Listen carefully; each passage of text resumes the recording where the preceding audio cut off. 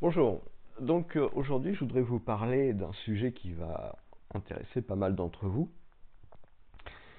ce sont les Templiers. Alors je vais vous parler aujourd'hui du trésor des Templiers, ce que j'en pense. Ça va pas à mon avis plaire à grand monde, mais c'est pas très grave. Je suis toujours prêt à revenir sur mes opinions, il n'y a pas de souci là-dessus, mais simplement c'est juste ce que je pense, une hypothèse, voilà.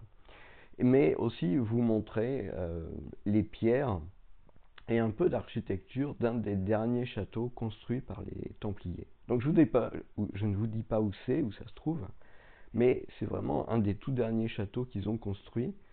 Et c'est intéressant de regarder un peu, de se laisser inspirer par les lieux et par ces images. Donc, qu'est-ce que je pense du trésor des Templiers? Tout le monde connaît l'histoire. Je veux dire, on a entendu parler de Gisors, on a entendu parler de pas mal de choses du temple, enfin je veux dire du lieu le temple à Paris, de Philippe le Bel, de 1307, euh, l'arrestation des Templiers, etc. Et la recherche du fameux trésor des Templiers. Alors, je pense qu'on peut faire un lien avec l'actualité. On s'aperçoit aujourd'hui que, et c'est vraiment très important de bien comprendre ça, à mon avis, c'est-à-dire qu'on voit très bien dans le conflit qu'il y a en Ukraine que l'argent, c'est vraiment le nerf de la guerre. Mais en fait, ça a toujours été comme ça.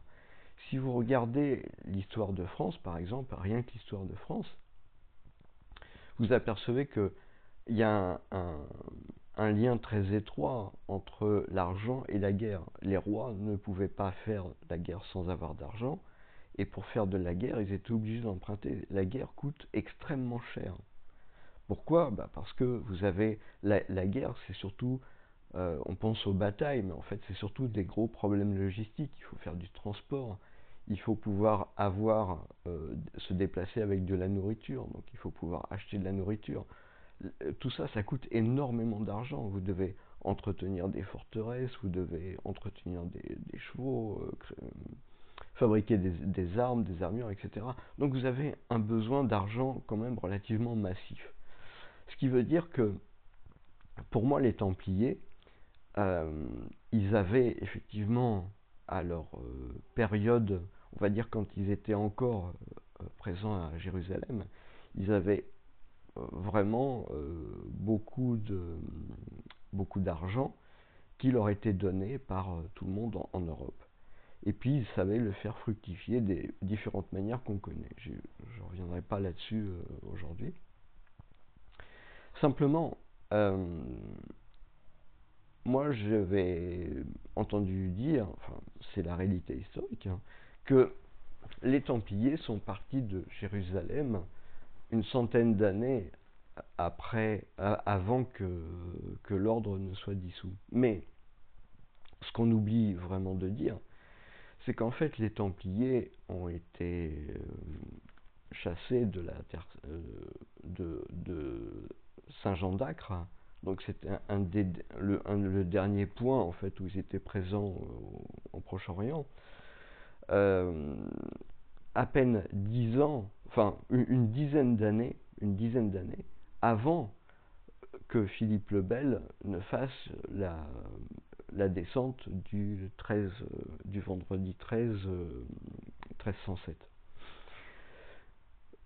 Moi, à mon avis, cette histoire a une signification. Je veux dire, si on regarde ça en termes militaires et de finances, etc., ça veut tout simplement dire que, à un moment donné, peut-être que les Templiers se sont retrouvés au moment où ils ont été chassés de Saint-Jean d'Acre avec beaucoup de difficultés financières en fait. Donc peut-être que leur trésor, entre guillemets, disons en tout cas financier, était peut-être pas si important que ça. Alors quand je dis financier, oui, il y a les commanderies, il y a tout ce qui est le foncier, on va dire, tout ce qui est l'immobilier. Donc vous avez les commanderies, vous avez les terres, vous avez les châteaux, etc.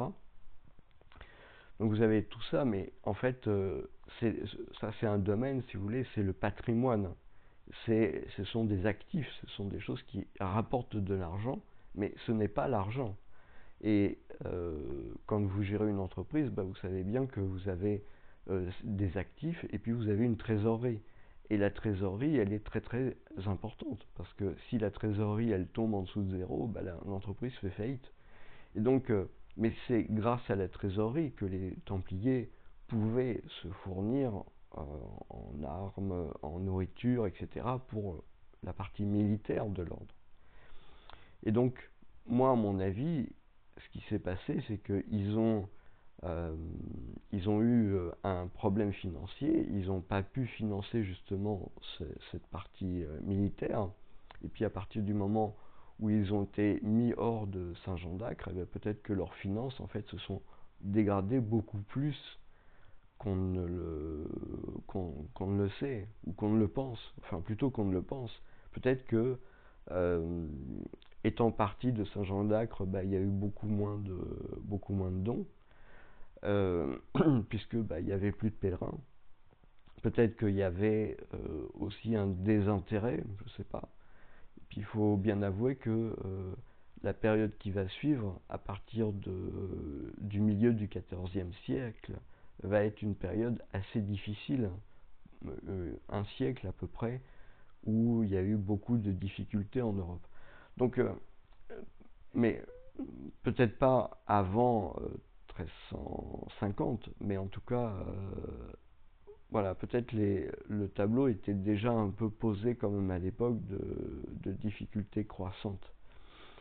Et donc, ce qui se passe en 1307, peut-être que Philippe le Bel ne s'attaque pas à l'ordre pour récupérer son argent liquide. Enfin, c'est une partie peut-être, bien sûr, mais surtout parce que il voit que les Templiers sont en position de faiblesse, tout simplement, et que c'est le bon moment. Alors pour une raison que j'ai pas étudiée, je suis pas historien, et voilà, ça peut être intéressant de réfléchir un peu à la question. Mais en tout cas, il est très possible que, ayant vu cette puissance, parce que quand même depuis plusieurs siècles, c'était quand même une puissance militaire importante, financière, militaire importante en Occident, et ben Philippe le Bel, le roi, est voulu à ce moment-là s'attaquer à un ordre qui était devenu très affaibli en fait. Donc voilà, je vous laisse avec ça. Si c'est un sujet qui vous intéresse, ben, n'hésitez pas à mettre vos commentaires, surtout si vous n'êtes pas d'accord avec moi. Bonne journée.